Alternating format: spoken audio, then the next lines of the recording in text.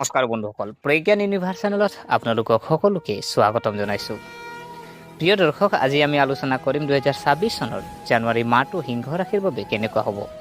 শাসক গ্ৰহটো হ'ল সূৰ্য, যাক আত্মবিশ্বাস, নেতৃত্ব, সন্মান আৰু আত্মসন্মানেৰে কাৰক হিচাপে গণ্য কৰা হয়। জানুৱাৰী মাহটো বিশেষভাৱে উল্লেখযোগ্য কাৰণ এই সময়ছোৱাত সূৰ্য মকৰ ৰাশিলৈ পৰিৱৰ্তিত হ'ব আৰু মকৰ সংক্ৰান্তিৰ পবিত্ৰ উৎসৱ পালন কৰা হ'ব।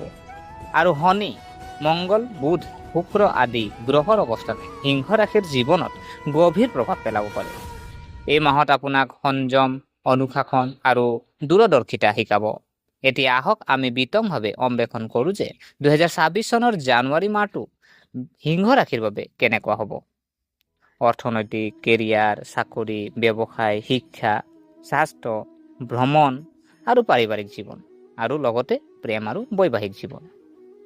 গ্ৰহ পৰিবহণ আৰু জ্যোতিষৰ পটভূমি আমি যদি চাওঁ, 2026 চনৰ জানুৱাৰী মাহটো গ্ৰহৰ মূল অৱস্থানসমূহ তলত আজি আমি আলোচনা কৰিম। এনেধৰণৰ: সূৰ্য মকৰ ৰাশিত, যিহেতু শনি ৰাশি, আৰু শনি মকৰ কুম্ভ ৰাশিৰ নিজেই প্ৰভাৱত থাকিব। আৰু মংগল শক্তি আনিব, কিন্তু ক্ৰোধো আনিব। বুধ বাক্য আৰু সিদ্ধান্ত গ্ৰহণত প্ৰভাৱ পেলাব। শুক্ৰ সম্পৰ্ক আৰু আৰামৰ এক কাৰক। সূৰ্যৰ শনি ৰাশিলৈ পৰিৱৰ্তনে সিংহ ৰাশিৰ বাবে আপোনাৰ আত্মনিয়ন্ত্ৰণৰ পৰীক্ষা কৰিব। এই সময়ে আপোনাক আপোনাৰ ইগ' পৰিত্যাগ কৰি ব্যৱহাৰিকতা আৰু কঠোৰ পৰিশ্ৰমৰ পথ গ্ৰহণ কৰিবলৈ অনুপ্ৰাণিত কৰে। সিংহ ৰাশিৰ বিত্তীয় ৰাশিফল যদি আমি চাওঁ, যে আজি আপোনাৰ এই মাহটো বিত্তীয় ৰাশিফলনো আপোনাৰ কেনেকৈ হ'ব আমি জানো আহকচোন। যিহেতু জানুৱাৰী 2026, আৰ্থিকভাৱে এই মাহত মিশ্ৰিত ফলাফল আহিব। আয় আৰু খৰচ, আয় সুস্থিৰ হৈ থাকিব, কিন্তু আশা কৰাতকৈ বেছি নহ'ব। খৰচ হঠাতে বাঢ়িব পাৰে। ঘৰৰ প্ৰয়োজন, স্বাস্থ্য বা শিশুৰ শিক্ষাৰ বাবে ধন খৰচ কৰাটো সম্ভৱ। বিনিয়োগ আৰু ব্যৱসায় যদি চাওঁ, এই সময়ত নতুন বিনিয়োগ বা নতুন ব্যৱসায় আৰম্ভ কৰাটো বাঞ্ছনীয় নহয়। ষ্টক মাৰ্কেট, ক্ৰিপ্টা বা ৰিস্কি আঁচনিৰ পৰা আঁতৰি থাকক। যদি আপোনাৰ ইতিমধ্যে বিনিয়োগ আছে, তেন্তে ধৈৰ্য ধৰিব আৰু খৰখেদাকৈ সিদ্ধান্ত লোৱাৰ পৰা বিৰত থাকক। আমি টকাৰ পৰামৰ্শ যদি দিওঁ, সীমিত আয়ৰ সৈতে সন্তুষ্টি বজাই ৰাখিবলৈ শিকক। জ্যেষ্ঠ বা অভিজ্ঞ ব্যক্তিৰ পৰামৰ্শ লৈহে ডাঙৰ ডাঙৰ সিদ্ধান্ত লওক। ঋণ দিয়া বা ঋণ লোৱাৰ পৰা বিৰত থাকক। আপোনাৰ টকা আহিব, কিন্তু অনুশাসন বজাই ৰাখিলেহে ই অস্থায়ী হ'ব। সিংহ ৰাশিৰ চাকৰি আৰু ব্যৱসায়িক যদি আমি চাওঁ, যে জানুৱাৰী 2026 কেনেকৈ হ'ব, যে পেছাদাৰীসকলৰ বাবে কৰ্মক্ষেত্ৰত সুষম পৰিৱেশ বিৰাজ কৰিব। সহকৰ্মীসকলৰ সৈতে মতানৈক্য বা ভুল বুজাবুজিৰ সম্ভাৱনা। আপোনাৰ বছ বা ঊৰ্ধ্বতন বিষয়াৰ লগত কথা পাতিলে আপোনাৰ শব্দবোৰ, কথা বতৰাবোৰ ভালদৰে বাছি লওক। অতিৰিক্ত দায়িত্বৰ সৃষ্টি হ'ব পাৰে। ব্যৱসায়ীসকলৰ বাবে ব্যৱসায়ত লাহে লাহে কিন্তু অবিৰত অগ্ৰগতি। ৰিস্ক লোৱাৰ সময় নহয়। অংশীদাৰিত্ব, স্বচ্ছতা অতি প্ৰয়োজনীয়।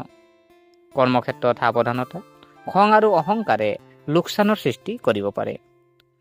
পৰিকল্পিতভাৱে কাম কৰি লাভৱান হওক। আপুনি শান্তভাৱে কৰা কামে এই মাহত সফলতা কঢ়িয়াই আনিব। সিংহ ৰাশিৰ কেৰিয়াৰ আৰু শিক্ষাৰ যদি আমি ৰাশিফল যদি চাওঁ, 2026 জানুৱাৰী মাহটো ছাত্ৰ ছাত্ৰী আৰু কেৰিয়াৰৰ বাবে চেষ্টা কৰা সকলৰ বাবে এই মাহটো তুলনামূলকভাৱে ইতিবাচক। ছাত্ৰ ছাত্ৰীৰ বাবে প্ৰযুক্তি, বিজ্ঞান, কলা, সংবাদ মাধ্যম আৰু ডিজাইনৰ ছাত্ৰ ছাত্ৰীসকলৰ উপকৃত হ'ব। প্ৰতিযোগিতামূলক পৰীক্ষাত সফলতা সম্ভৱ। একাগ্ৰতা আৰু অনুশাসন বজাই ৰখাটো অতি প্ৰয়োজনীয়। কেৰিয়াৰ উন্নতি সাধন কৰা সকলৰ বাবে পদোন্নতিৰ সম্ভাৱনা দুৰ্বল, কিন্তু প্ৰচেষ্টা সফল হ'ব পাৰে। নতুন দক্ষতা শিকিবলৈ ভাল সময়। চৰকাৰী চাকৰিৰ বাবে প্ৰস্তুতি চলোৱাসকলে ধৈৰ্য ধৰিব লাগিব। আপুনি ধাৰাবাহিকভাৱে প্ৰচেষ্টা, আত্মবিশ্বাস আৰু সফলতা আপুনি ল'ব লাগিব। আৰু সিংহ ৰাশিৰ প্ৰেম আৰু বৈবাহিক জীৱন, জানুৱাৰী 2026 যদি আমি চাওঁ, যে বৈবাহিক জীৱনটো আপোনাৰ কেনেকৈনো হ'ব। প্ৰেম সম্পৰ্ক, প্ৰেম জীৱনৰ উত্থান পতন, সন্দেহ আৰু ভুল বুজাবুজিৰ পৰা আঁতৰি থাকক।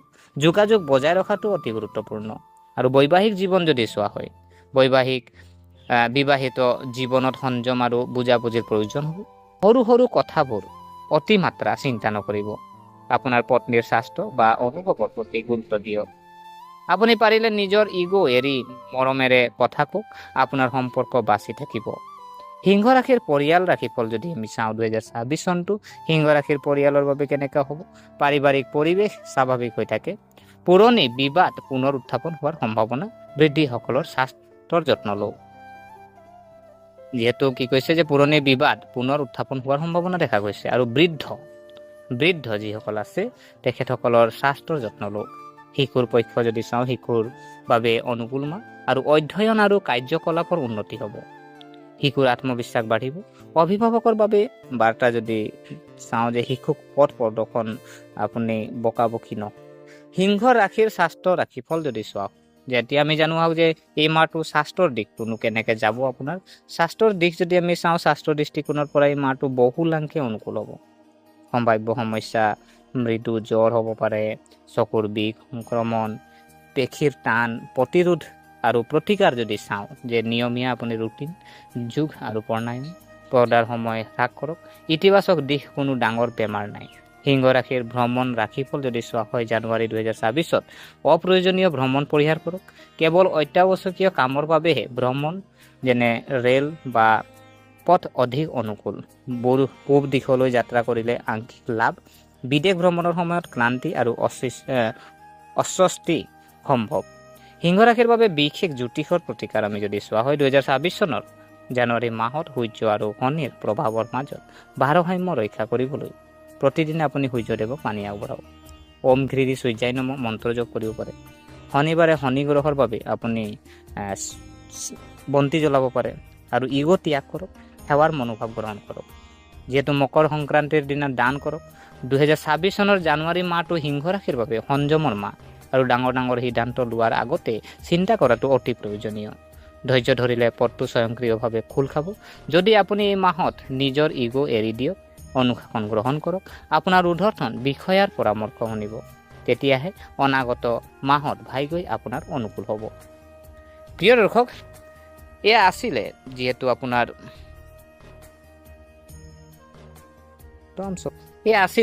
আপোনাৰ সিংহ ৰাশিৰ আজি জানুৱাৰী মাহৰ আপোনাৰ সিংহ ৰাশিৰ 2026 জানুৱাৰী মাহৰ ৰাশিফল।